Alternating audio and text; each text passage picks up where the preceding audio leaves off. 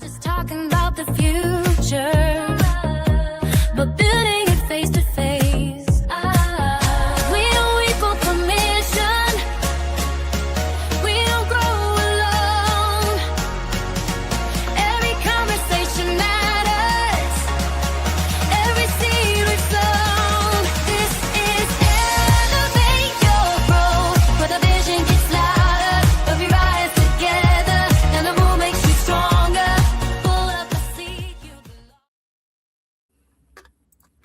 Hello, everyone. We are here with Sam today, and she is going to be teaching us a fantastic lesson because all of us, no matter what line of business they're in, whether you're a business owner, whether you're a professional, whether you're a founder, you need to learn how to create magnetic marketing because the objective is to attract the opportunities to us that we want to attract. Right, Sam?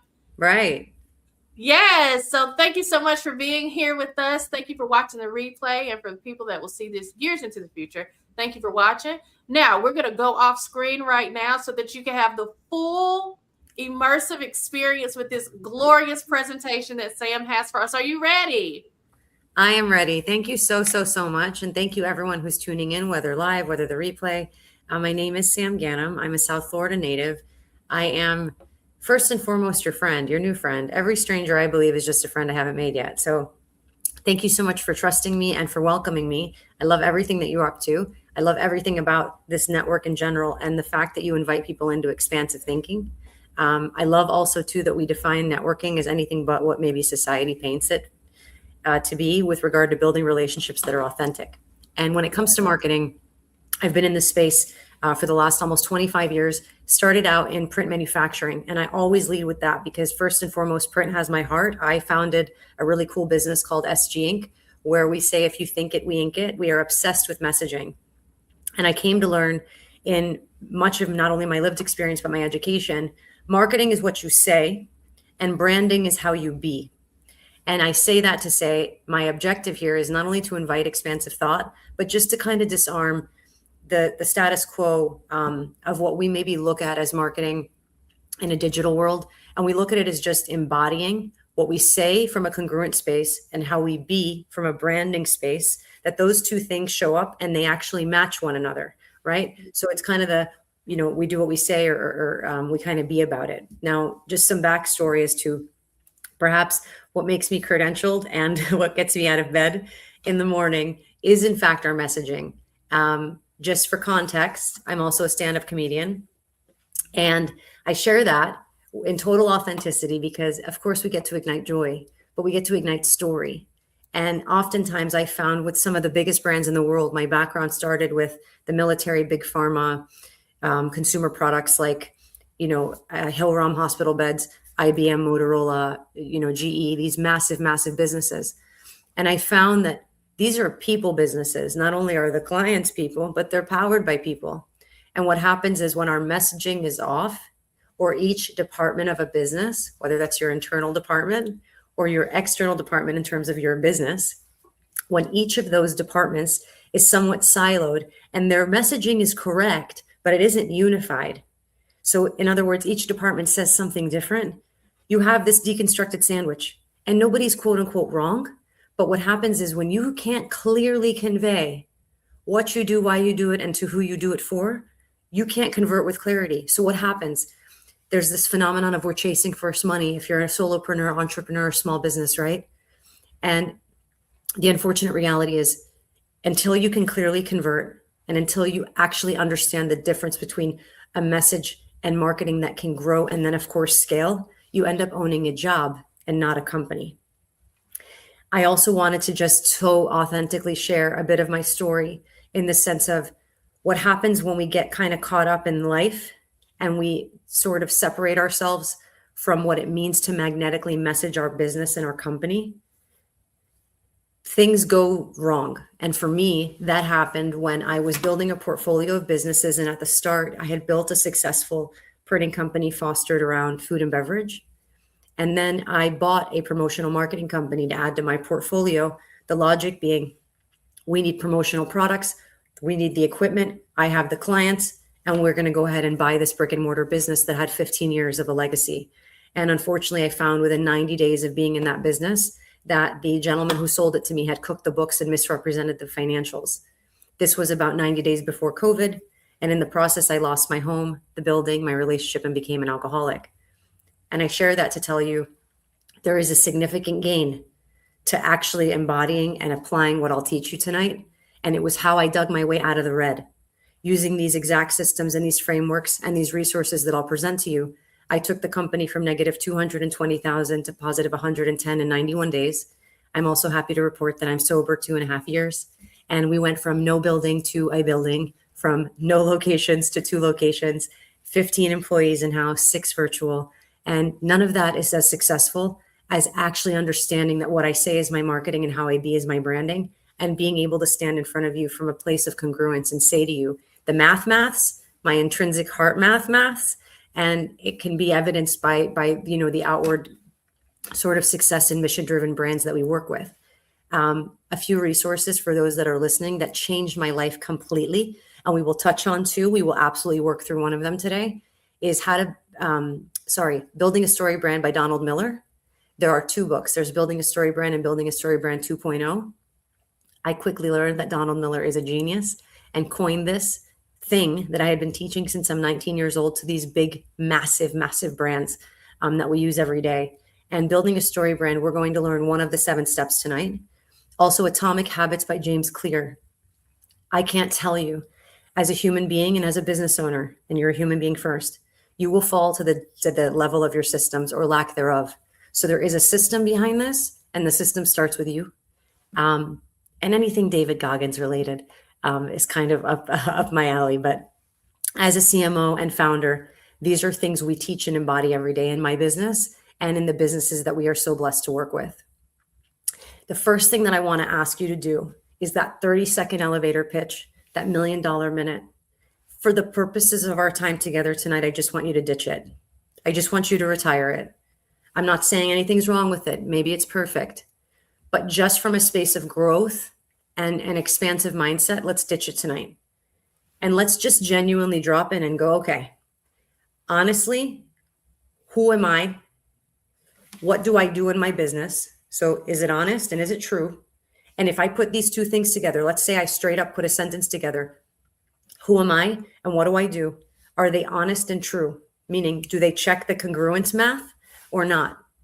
And something you'll find, whether in working with me or working with anyone that technically is, a messaging or manufacturing expert, it's kind of a pass fail. And what happens is your brand, your story brand, and your mission, so to speak, does evolve, much like a human being evolves. It doesn't mean you divorce it entirely, but as a business grows and as a business scales, we adapt. So we have to adapt our messaging. And many times we engineer our businesses, and what was true for us for day one, let's say, is no longer technically true. Maybe our ideal client has changed. Maybe our offer has changed. But oftentimes I find that people build a brand out of aspiration. They literally release it into the wild. As they shift, they seldom come back. They seldom go, oh my gosh, I haven't revisited this in a while. And for the sake of our time together, think of your brand as the motor that powers your car, and think of your logo, right, as the paint on your house. So we're talking about the engine here, the engine being you. So you start with honesty and you reflect, is this true? Like if someone said to me, who am I? And I answered honestly, is it depth within my truth? So does it kind of pass that congruence test? When you think of your brand's voice, this sounds romanticized and cliche, and I'm here to tell you that it is, because you're romantic and you're a cliche in the sense that you show up with a standard of excellence. You absolutely follow through on what you say you're going to do, and how we do one thing is how we do all things. So if you think of a pyramid of needs, right, like almost Maslow's hierarchy in a sense, it is a stack, and it's truth and it's expression, and then it needs to sound like you. The best way to exemplify this is if I were to refer you, can I refer you in a way that's true and authentic and sounds like you? And how will the person know that I'm referring to you? When you meet with them, do we sound the same?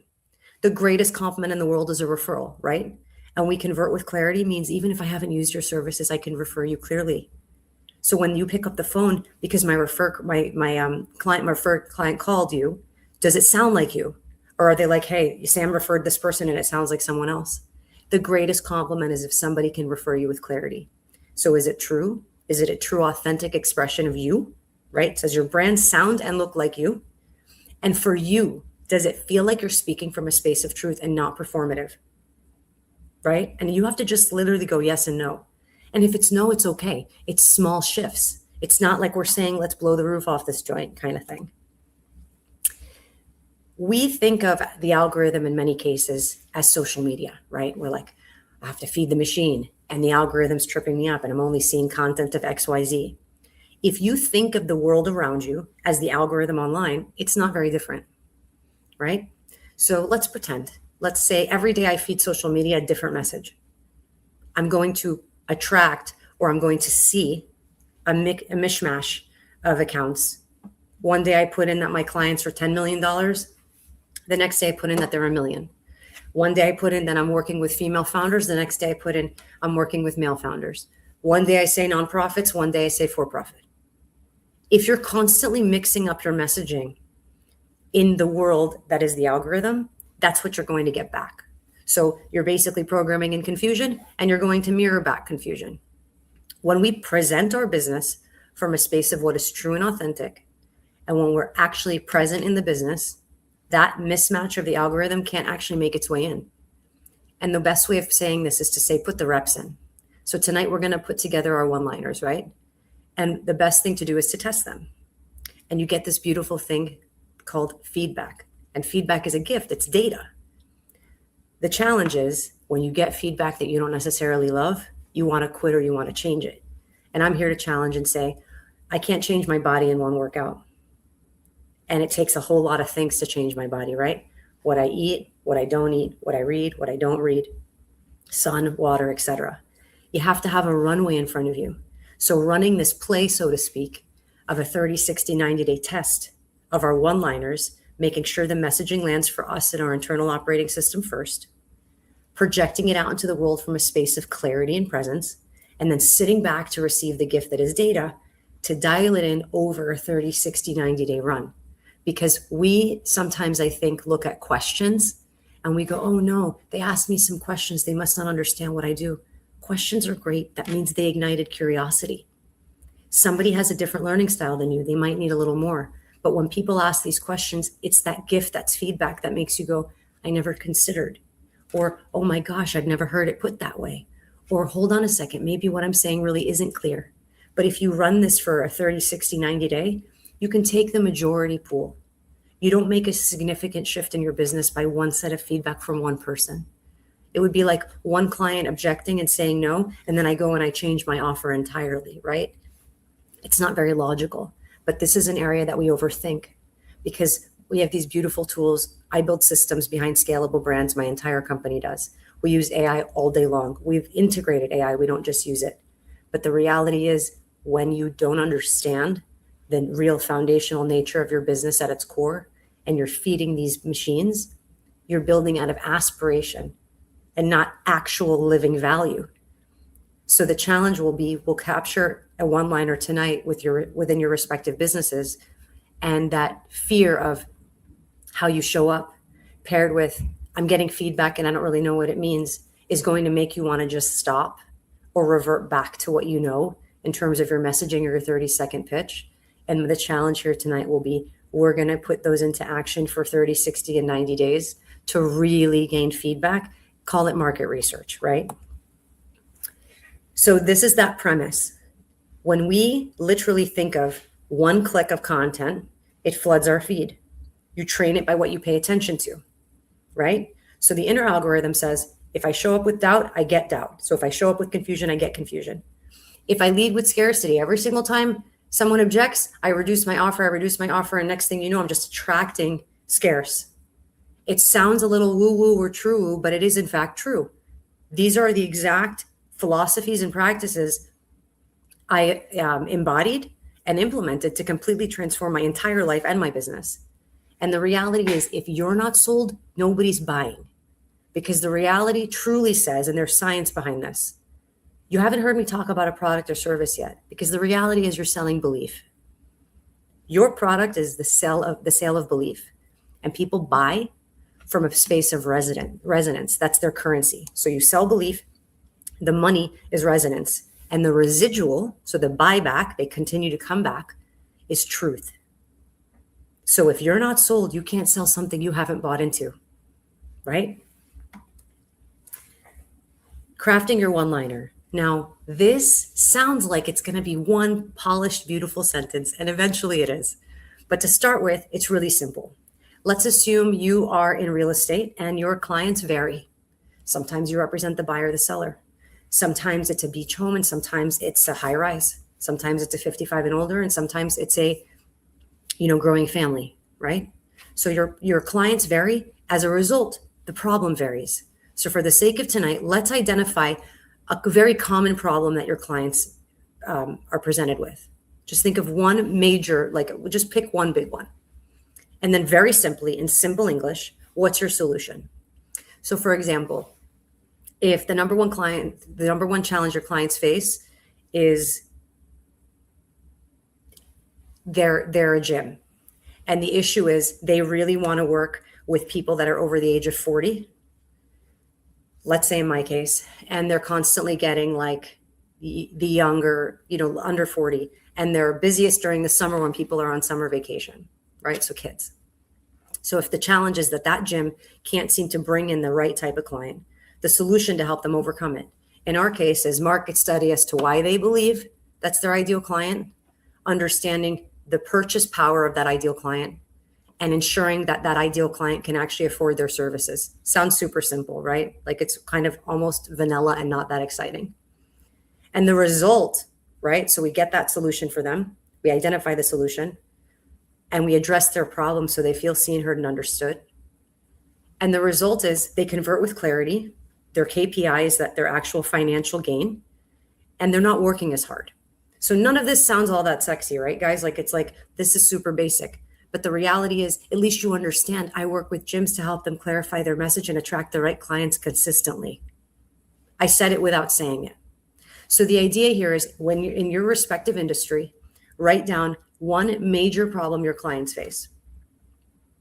And then write down the solution. Now, you may have many, but there's always an all-encompassing theme. Let's say your solution is always fostering education, right? You're always the educator. So you're like the educational resource of that problem and many problems. The reality could be that they have a problem and you're the educational resource. That's your solution. And the result is clarity and confidence. Again, it sounds romanticized and kind of vanilla, but that actually converts to value. Because for me, my convenience and my clarity could be invaluable. Those could be those could have top dollar attached to them. Now, when you take the problem, the solution, and the result, you combine them and you'll probably end up with a short paragraph. Right? That short paragraph is a mouthful. It's like, how am I going to get through, saying this to said person? What happens is you want to refine it to a place where it just flows. It just literally flows out of your mouth. This is not the space to use industry jargon or any sort of, industry language. It's just to speak like a person. This is also a space where you can invite a question. So if I build the systems behind scalable brands, so they can convert with clarity consistently, it implies that without it, they can't convert with clarity consistently. So I'll say it again. If I build the systems behind scalable brands so they can convert with clarity consistently, it implies that the problem without it is that they can't convert consistently, meaning they lack sales. And I'm giving it to you somewhat backwards because in some cases, relative to our industry and our offer, you can engineer this backwards. So say you're not able to really identify the problem in the case of this exercise, but you can surely identify the result. You're like, I'm going to find their ideal house, or they're going to know the exact investment to make, or they're going to know that I'm the party planner of their dreams, or I'm the attorney that their family needs. And you have a result that's attached to any solution you provide. You can start with your result and engineer this backwards. As long as your one-liner contains these three things, you've got it. It tells the client the problem because it makes them realize that you understand them. It provides them with a clear solution. They don't want to know how to make the watch. They just want to know that you know how to make the watch. And the result's the watch. Now, there's something really powerful to understand here. Anyone that's listening to this cares. Anyone that's listening to this understands a standard of excellence as being the status quo of how you operate. That being the case, we want for our clients more than they want for themselves sometimes. So we show up and we're like, we're the hero. You're not the hero. You're only ever, always, and forever the guide. And that makes you actually so incredibly powerful, because that means you've grounded them. That means you've guided them safely. You've held the flashlight down a dark path, and you've said it's safe to take a step, and they trusted you. That's why they come back. How many of us in our network become the go-to person for everything? Doesn't matter. It has nothing to do with your business, because they trust you, right? So this is the space for them to understand that you see them, their problem, that you're credentialed and have the experience, the solution. And the result, why? The result answers the why. And in some cases, I know it's not the nicest thing in the world to think about, but it answers almost the why you. And this is where the result isn't just money. Money's important, but what does it represent to them? So let's say you're back to that scenario of the real estate agent or broker, and you're representing a sale. In the case of the 55 and older, like let's say my parents, who would downsize, the freedom attached to the downsize is infinitely more valuable than the price on the house and the sale. So understanding your audience. Now, the cool thing about this is it can change. It doesn't intrinsically change. The problem kind of is the problem. The solution kind of is a solution. Result's kind of the result. But who you're addressing could change. So let's say I'm in a room filled with nonprofits, because we work with nonprofits and for-profits.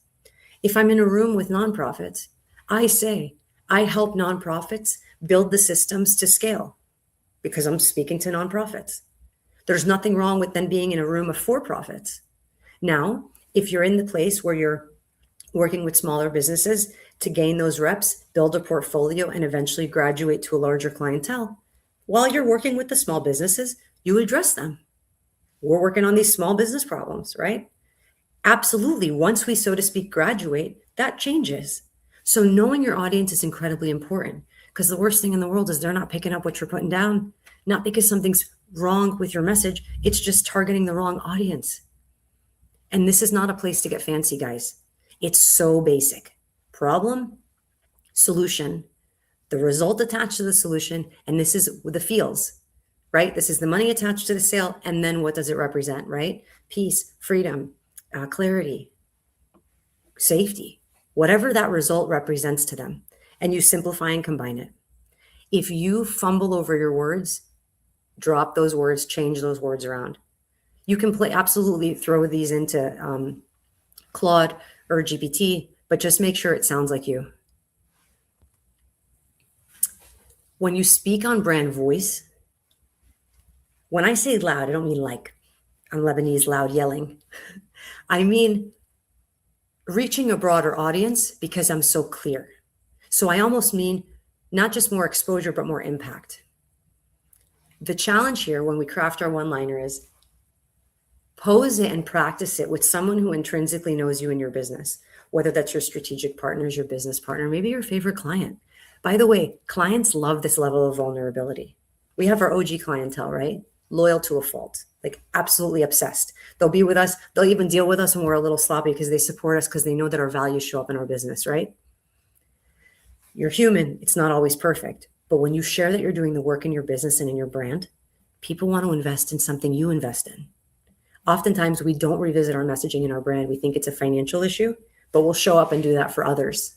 And so oftentimes, I'll straight up, continuing education credits don't stop. AI training doesn't stop for me. Mentorship doesn't stop. Leadership retreats for my team doesn't stop. And we straight up tell our clients, like for real, when we're igniting change, when we're practicing something, we want feedback from them. They want to feel seen, heard, and understood. And it's a pleasure for someone to show up for you. And when you share these things, oftentimes when they show up for you, they show up for themselves.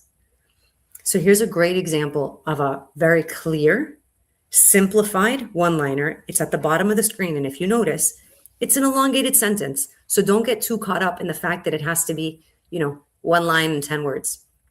So we help businesses streamline their marketing by providing print strategies to ensure congruent messaging, simplified sales pitches, and branded solutions, so they can focus on growing their business. So the problem is growth. It's implied. The solution, plain as day: congruent messaging, simplified sales pitches, and branded solutions. And why? The transformation, so they can focus on growing their business. Most businesses need our support collectively as entrepreneurs so they can focus on their money-making activities, right? It's not the most articulate way of putting it, but it's the truth. Think about the fact that you are the most equipped, absolutely most credentialed storyteller. And not storyteller that you're stretching the truth storyteller, but like open mic night storytelling, reporting the news. And when we're telling a story, we have shifts. We have a struggle. We have a change. Some discomfort happened that made us go, okay, I can't be like this anymore. I can't do this anymore. Bookkeeping. It took us forever to actually hire a bookkeeping service, right? We were doing it in-house and we were like, not okay. We got uncomfortable enough. There's a shift. There's a service and there's an after.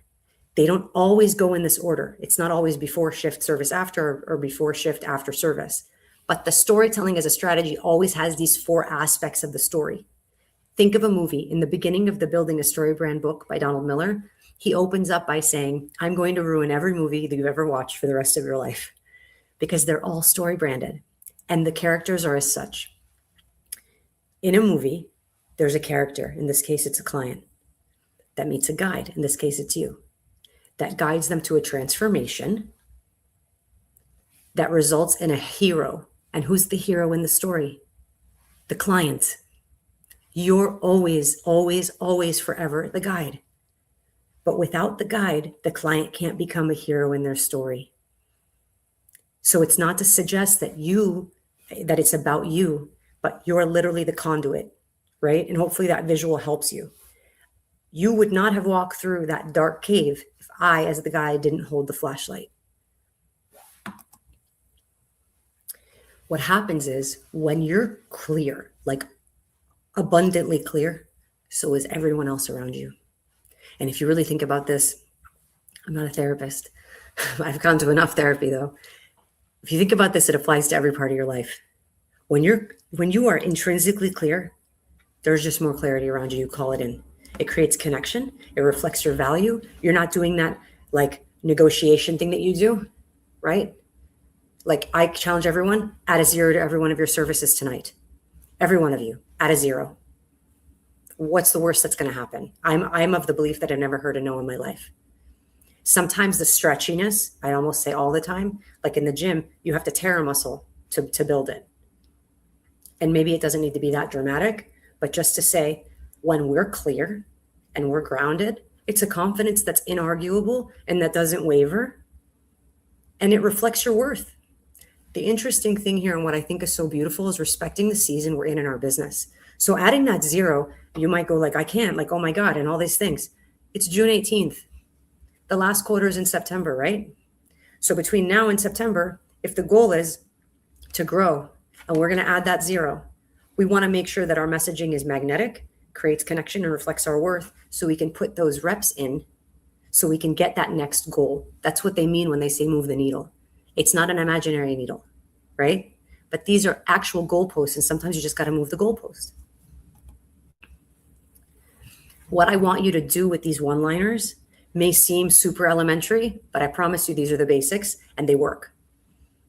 Update your bio. So we gather we capture the one-liner tonight. Every one of you will get this presentation and a couple things to continue working together. So you'll take your one-liner, you'll update your bios. You'll refine your offer in the sense that many times our offer has an introduction of sorts about us, about our company, and so forth. Maybe it's even in the closing. Create content out of it. Literally, it doesn't have to be a live, but record a video. I just went to this workshop, or I just felt like I elevated XYZ. I did the following thing and I'm so excited to share it with you. Speak it into your existence. Practice saying it out loud. In comedy, I'm almost embarrassed to admit how much I rehearse in front of the mirror. Or for TED, forget it, right? And audit it for alignment. This is the biggest thing I'll tell you. And unfortunately, or fortunately, depending on how you look at it, this misalignment represented a lot of loss in my life, but the realignment represented not only a gain, but like a grounding and an aliveness that I've never had before. When we're honest with ourselves, Like, does it check? Like, do I feel it in my heart? If there's not a visceral reaction, and I mean every time I do, then it's time to retire it. It's just time. It doesn't mean I'm going to go close my company and build a new one. It just means I'm going to step back and be an observer for a second and go, that was cool. That worked. It's just not working anymore. And there's small shifts, and stay consistent. So I don't mean audit for alignment on Monday and come Tuesday, you're like, no, not so much, right? Because you do have to commit to the mission. But the truth is, when you're consistent and you put the reps in, that 30, 60, 90 days are so powerful, because now you have data. You can't measure what you can't track. And you can't track what isn't measured. Now, there's a few things, because I want to give ample time for questions, because this is much better done live. So I want to work with you guys. There's a couple things I'm gifting you. The full 7-step building a story brand framework is the QR code on the left. I'm gifting it to you completely complimentary for being in this network. Not only for that, but because I know it works, because I used it. I story branded my whole life. And after completing this, it sends me your results. You can book a complimentary brand discovery call with me, not with my team, but with me. That's how much I believe in this. And we'll run through it, right? So what happens is it gets so big and we're like, oh my gosh, where do I start? And my client doesn't have one problem, they have 10. And I don't have one solution, I have 10. And the results, there's 10, right? And we just build this like analysis paralysis in our head. So I want to be alongside the ride with you. So the left QR code is to build a story brand. It's the why pathway that we created. It reconnects you to your why every time. And then on the right side is to book a brand discovery call. Excuse me. And the last two more things. Sorry, guys. Your feedback is incredibly important. It not only empowers me and my team to continue doing this, but the feedback you give me is the gift that is the data. So I promise you, everything that I say, I do here, we do for us, right? And I want your thoughts so badly. So please use this. Then the very last thing is, if you would, and this is not for me, I feel blessed to have been able to deliver a TED Talk that is absolutely as a result of everything that I have endured and have worked through and has happened for me. And I feel that these words will land, and they might even empower you to build your story brand from a space that is so honestly authentic. It can't help but rub off on people. So I just thank you so, so much. I'm really looking forward to your questions and hoping that we can flesh out a few of these things together.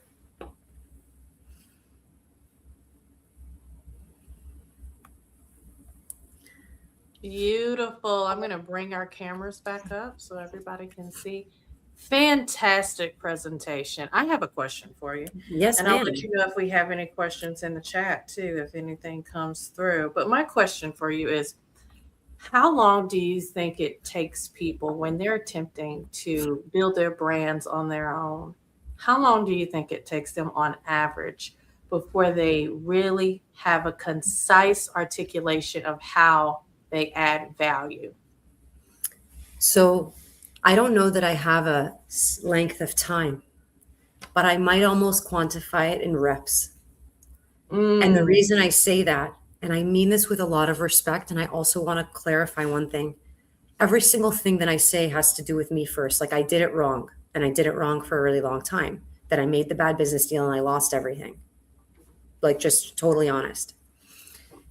The reps is the honest reps, not the aspirational reps.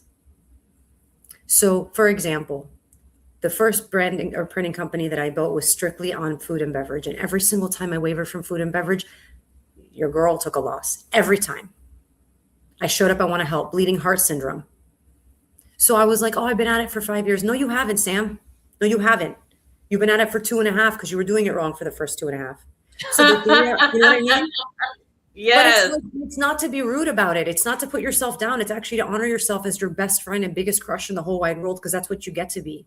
But it's to be honest. If your friend showed up and said to you, I've been doing this for 5 years, you'd be like, friend, I love you more than anything. But you haven't. You've been doing it for 2.5, and that's okay.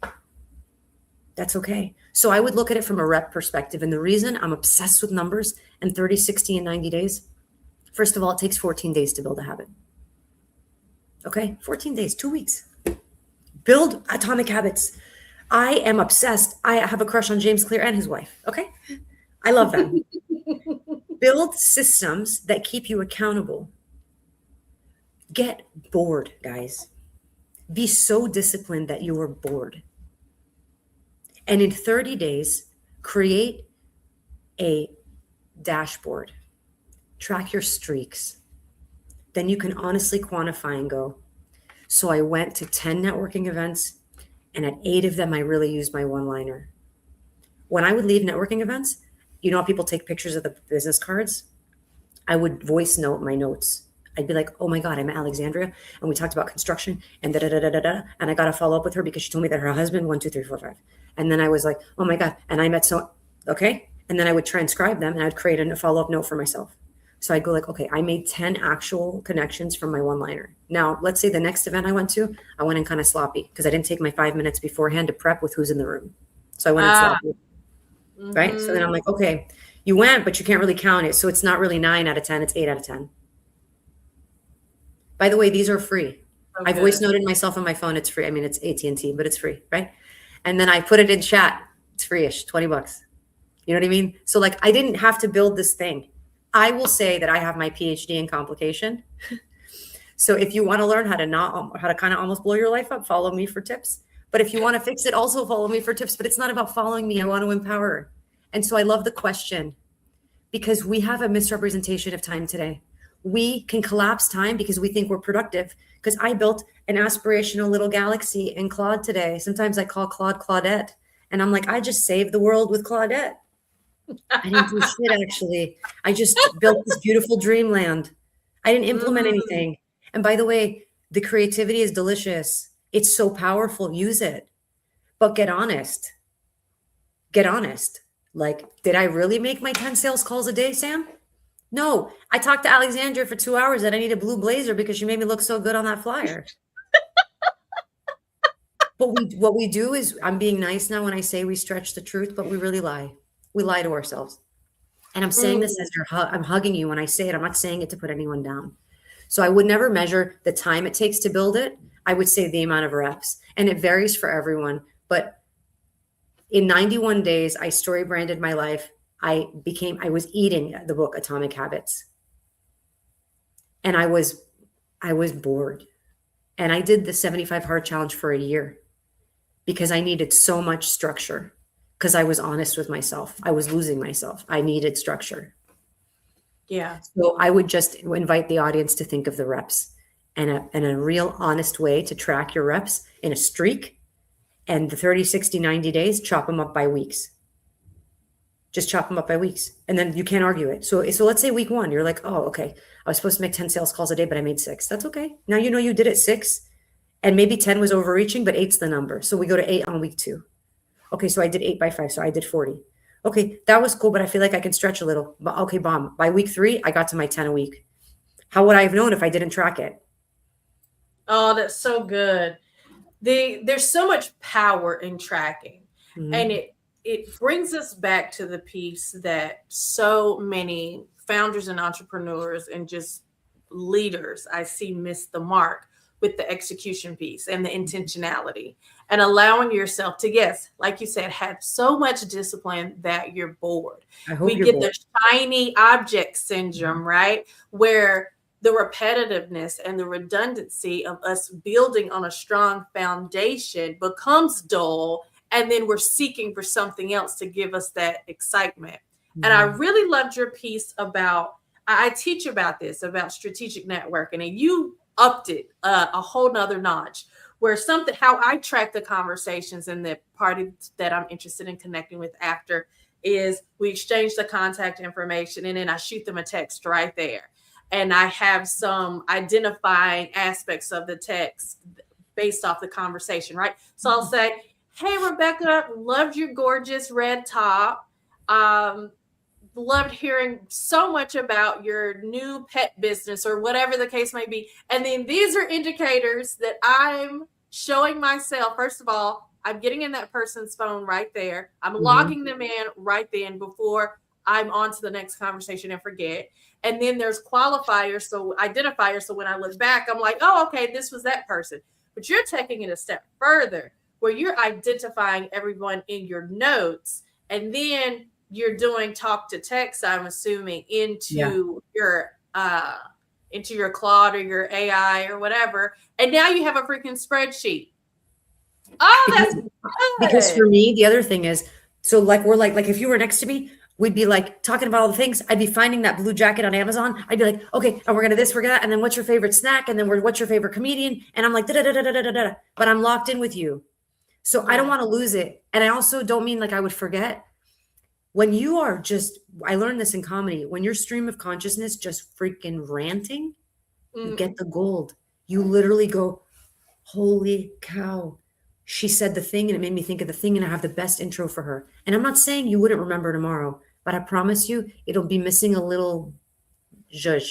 It'll be yeah. missing a You little, gotta you capture know? it in real time. Yeah. And the other thing is, how nice is it to wake up in the morning? Because I'm honest about my productivity and not have to reassemble my brain and the business cards in my bag and just wake up and my system's ready. Oh yeah. No, no, no, no, no.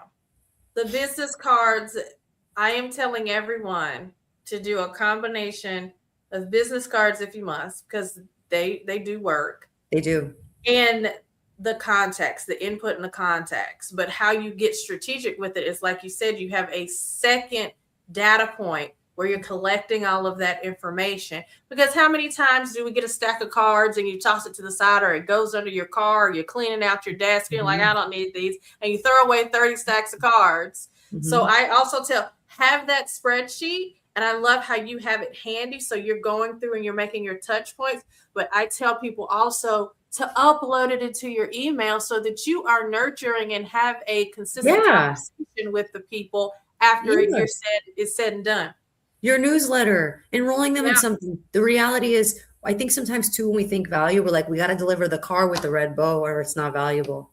The Yeah. other day, someone said to me at a NABO event in South Florida, she said, Sam, I want you to know I read your newsletter religiously. And I just looked at her. Her name is Monica. I just looked at her. I was like, what? And I'm thinking like I'm not even playing. Like I write the thing. I write the newsletter. I don't just throw it into AI and go send. I write the thing, and it comes off of conversations. If you see my notes, you'll be like, this woman's English is interesting. I just write like reminders, Yeah. right? And I'm like, Yeah. yo, she said this thing. She said this thing, made me think about this thing, and I write about it. It was like she handed me the winning lotto numbers. I swear to you. And I thought, all these women in this room. She came over to me. I'll never forget. She was wearing the prettiest red dress. And I said to her, "What?" And I almost like had I passed out for a half a second. Yeah. And I Yeah. thought, "Oh my gosh, like for me, the value, she takes time out of her day to read my words." Right? But everything's got to be so big, and what happens is when we're not clear and we have the need, the desire, I believe entrepreneurs are born, not made. I'm boss baby. I was born for management, not for baby. I'm pretty sure I came down the conveyor in a jacket. Like, okay. And I like this is our purpose, and we're Yeah. obsessed. And then life, and we need money, and life's expensive. And all of a sudden I'm like, I could do that, I could do this, I could do that. And I'm just saying yes to everything. I am so screwed up on my own internal message. How in the hell are you gonna know what I do if I don't know what I do? Yes. Or why I do it? How are you going to get excited about what I do if I'm not excited, if I'm not clear on my offers? At all. And you know what's Yeah. also honest? If you don't know, say you don't know. I don't know. Let's say you came to me with like this really, I love the unicorn. So I'm like, oh, she came to me with some complex situation. And you would say, how would you handle it? And I didn't know. I would go, you 25 years and you threw me for a curve. I have no idea. I'm going to have to get back to you. You know what you would Yes. realize? You would go, wow, she's really freaking honest. She doesn't have to have all the answers, Yes. right? Yes. It's the authenticity thing. If I could bottle it up, we would make a whole lot of money, you know? Authenticity. Yeah. That is such an imperative part of Mhm. people's brands. I had this teaching last week where we were talking about the manufactured brand and how people feel like they have to be a projected version of themselves that's ultimately kind of leaning to the disingenuous. And it's Mhm. just, no, you don't have to dumb yourself down, or you don't have to, make everything seem like it's perfect.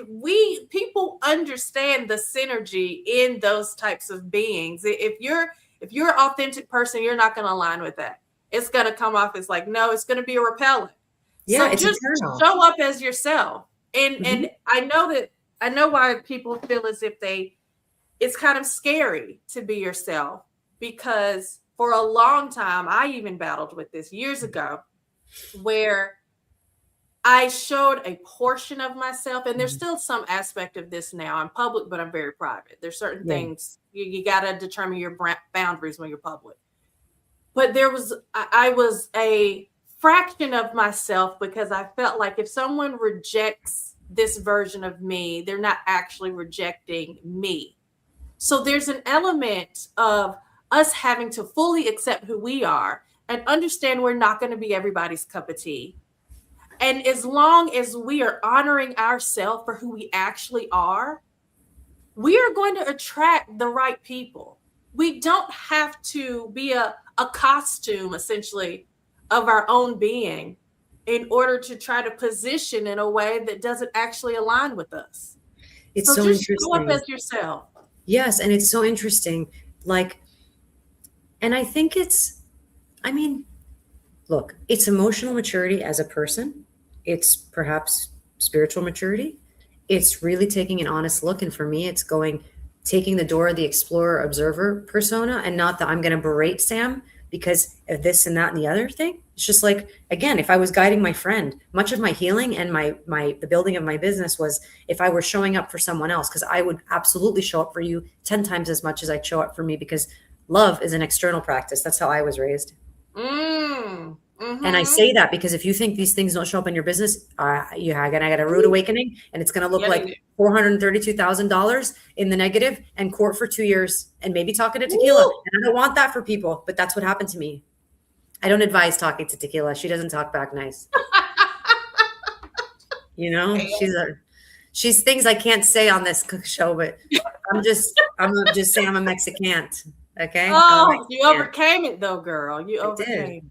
I did. And I say this to tell you, when we talk about walking in purpose, sometimes we're like, in a workshop, a woman said to me, I'm just a notary. How do I make it sexy? I said, what?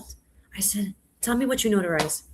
She said, oh, I notarize deeds for homes. I notarize death certificates. I notarize immigration papers. I said, yo, you notarize the paper that makes someone a homeowner and a citizen, or allow someone to lay their loved one to rest, and you're just a notary. And I thought, what? Yeah. I didn't say it. She said it. I just asked her, what do you notarize? Because I don't know what you notarize. Yeah. And she kind of looked at me. Her name was Faye. She looked at me like I had 10 heads. And I was like, that's the sexiest thing in the world. You're literally the guide. Without you, no closing of this house, no legalization, no papers, and no rest. You're just a notary. Like, I don't know what you're saying. Yeah. And I was like, girl, I need some papers notarized. Why do you think that we do that as individuals? Kind of downplay what it is that we do? Is it because it's so easy to us or so second nature that it really just feels like commonplace? So therefore, our vision of it is kind of slighted because it's like you said, she didn't really think it was sexy. I think it's a combination of things. Like, we're people and we do something, and we could be a heart surgeon. A neighbor of mine was a brain surgeon, and he would talk about brain surgery like to the equivalent of like maybe making your Trader Joe's list is more exciting. And I'm like, you're operating on people when they're awake. Like, I don't know what to tell you. It's awake. That's extraordinary. Yeah. Also, you like didn't wake up like this. Like, you went to school. You did wake up like this, but you went to school, and like you kept showing up. Like, I don't know, right? And then I realized there is something in that we unfortunately take things about us for granted. It's become so easy. But I also, and I might feel like a personal kind of way about this, and I say it to remind us to remember who we are, and that remembering who you are and being a fan of yourself isn't bold, boisterous, or arrogant. And guess what? Even if it is, do it. Because if I don't value and love on me and crush on me, you're not going to. That's what my TED Talk is about. And it's not about me when I say this. There is no way in the world that God used me for it to be in vain. And then I get to live to tell its tale, and I'm not going to tell it. It's not about me. It's not about me even a little bit. I believe So we show up to be the resource we need. Our business solves a problem for many people. I do not care if you literally take out the trash. That is a problem for many people. Actually, is waste management hiring. I would love to do their marketing. Okay. You know what I mean? Like yeah. I think we're trained to not be so bold. I think it's an unlearning. I'll say that it is for me. I had a call about this today. Someone said, what is something that you would say your life has really has been encompassed in your life? Yeah. I said, a really big smile on my face.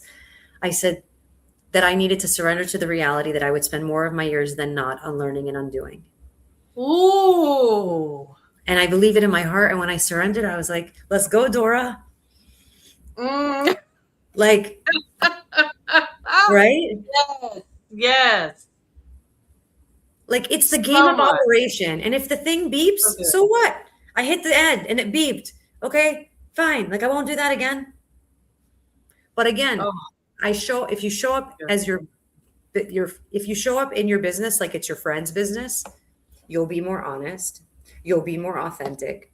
You'll be really a lot more loving, but you'll be direct. You wouldn't let your friend go in and pitch something and you're like, homie, that's not real. You don't even do that. But yourself, you're like, I'll figure it out later. I'm gonna say yes to everything. I'm gonna figure out later. Yep. Yes. We have to be accountable at where we are, our goals daily, where we're striving to go. Accountability. The other thing I think is when we set goals, why does every goal have to be like climbing Kilimanjaro? Like, I'm going to drink a gallon of water a day. I used to go, I'm going to drink a gallon of water a day. I'm going to do 20 minutes in the sauna. I'm going to cold plunge. I'm going to do a 5K every morning. By the way, I did. And I don't know where I was and what the hell was happening. You know? Like, I don't even remember any of these things. Yeah. You know? So what if your week looked like one day I'm going to do the 5K in my business. One day I'm going to drink the 3 liters of water in my business. Not because you don't need to consistently stack them, but all of a sudden I have a 7-day streak where I did a little of all these things. Yes. There's a book and it's called Within Reach, and it's by a man named John Cunley. And he talks about minding your 1424. Your 14 minutes and 24 seconds is the equivalent of 1% of your day. 14 minutes and 24 seconds. I'll send you my presentation, and with it, I'll send you the different links of the different books, the Atomic Habits, the Building a Story Brand, and I'll send you John's book. Oh, I need that. Mind your 1424. That is so good. I mean, you know why it works? That is management. Because you can quantify it. Wait, if I said to you 1% of your day, you'd be like, I don't know what that means. It's 14 minutes and 24 seconds. You can measure it. You know what happens when you can measure it? You could track it.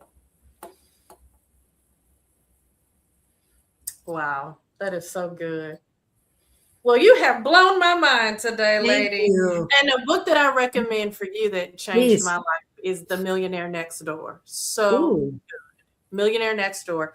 It really unpacks all of the aspects of status and how we show up and how we compare ourselves to the illusion of what a millionaire lifestyle looks like in comparison to the reality, and how millionaires actually live and how big their houses actually are, and what cars they typically drive the most, which I think was the F-150, F-150, however you pronounce the truck.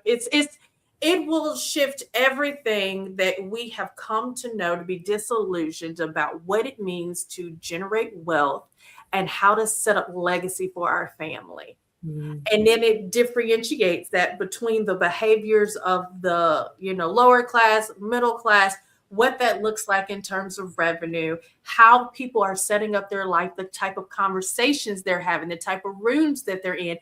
It unpacks every lie we've ever been told about financial wealth.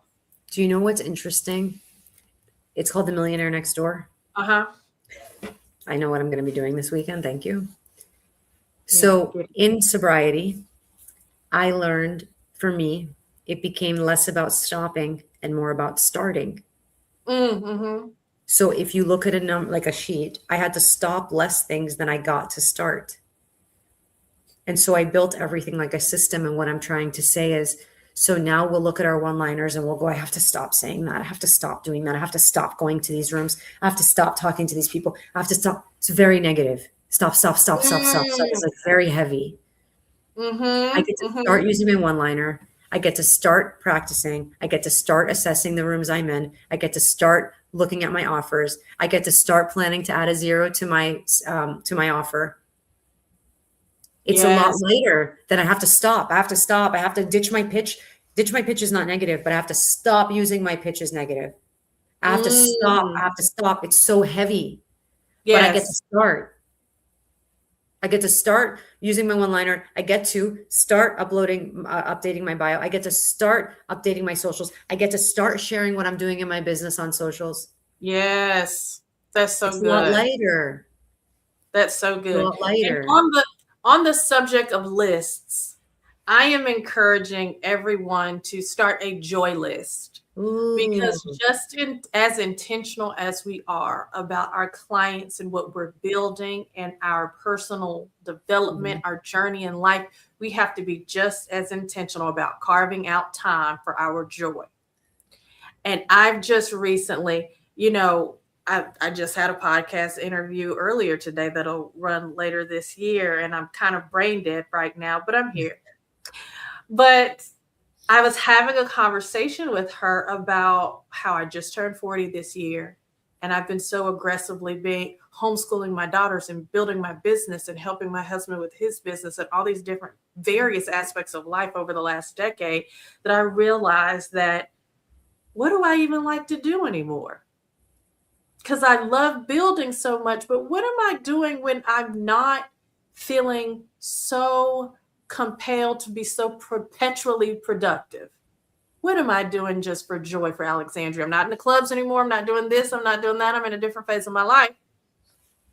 And I was at this executive meeting, and it called me to the carpet that I don't know what I like to do for joy anymore. Just as Alexandria, not as mom, not as all these different hats that I wear, right? And I sat down with my girls, and my girls wrote out their joy list. And I thought, what do I like to do? What do I want to do?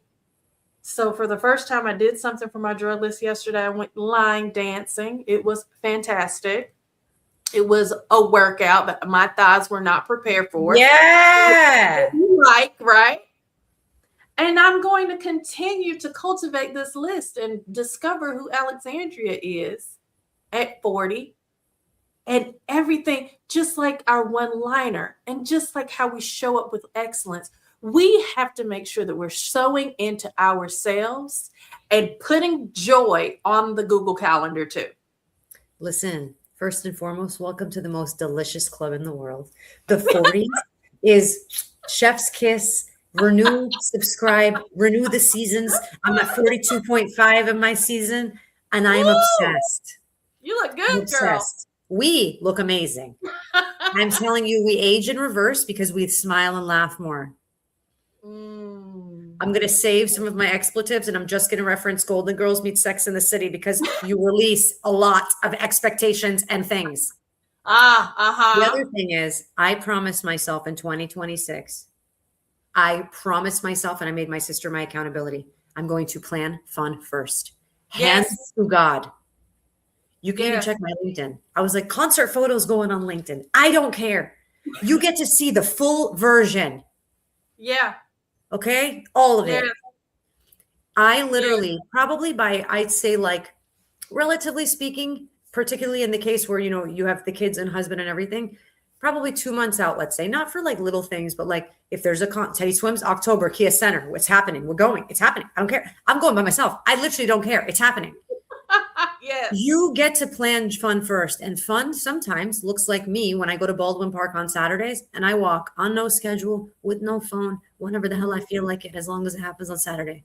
It's me and the Yes. trees for 3 miles. That's it, Yes. right? Yes. Whatever you define as fun and joy. Maybe it's a Mhm. spontaneous day and you might end up at the grocery store. It doesn't matter. It was fun for you not to have an agenda. It doesn't Yes. always To have to be just big. be. To Yes, just but be. plan it. Plan those things. My friend Alexandra talks about how and it's joyful for her, she plans her staff meeting with herself every single morning. It is the first meeting of the day. Shit, She you is could checking in with herself. I love but you that. could color at your staff meeting. You could sit with a freaking coloring book if it brings you joy. Nobody said what you have to do. You decide. Exactly. You decide. You decide. Yeah. We Oh are my the God. architect of our life. For And we real. only get, Amen. as far as I know, we only get one chance at this thing.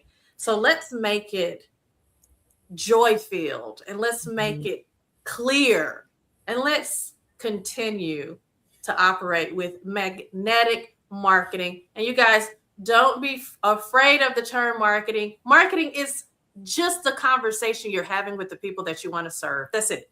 Yep. And it starts with the conversation you're having with you first. Woo! And please take me up on the tools. They're there. They're only complimentary because of this. I don't mean it like it's a sale. I mean, like, use them. They're given to you. They're invaluable. Like, use them. And for whatever it's worth, you get to hang out with me. I feel Oh, strongly. I great. love my team so much, but I feel protective of these relationships and how they start out. And I'm like, I don't want to move you along on your breakthrough. I want to like be the big warm hug and support because honestly speaking, it's conversations like this, that it's networks like you're creating, it's strategic partnerships and showing up so damn honestly and it isn't romantic and it isn't dramatic, but it's true. It's the reason I'm alive. So for whatever that's worth to anyone that's listening, you're worth it. You pay yourself first. And I mean that in every experiential and energetic way. And your messaging starts with you. It's not of you or outside of you. It's you. My goodness. Mic drop. Thank you so much for spending Thank you this so much. with us. Thank you. I look forward to this playlist being a part of our curriculum and our training for years to come. Thank you so much. Thank for you being so, here. so much. And thank You you were for so everything you beautiful do. inside and out. Thanks, my love. We're beautiful mirrors, my girl. Oh, I love it. I love you. Oh my God. Thank you so much, everybody, for tuning in, for watching the replay, for seeing this in the playlist later on. Thank you for spending time. And make sure to utilize the Please. resources. And above all, execute. Let's go. I Thank love so you, much. darling. Love you too. Thank you. Thank you so, Bye-bye. so, so much. Bye, honey.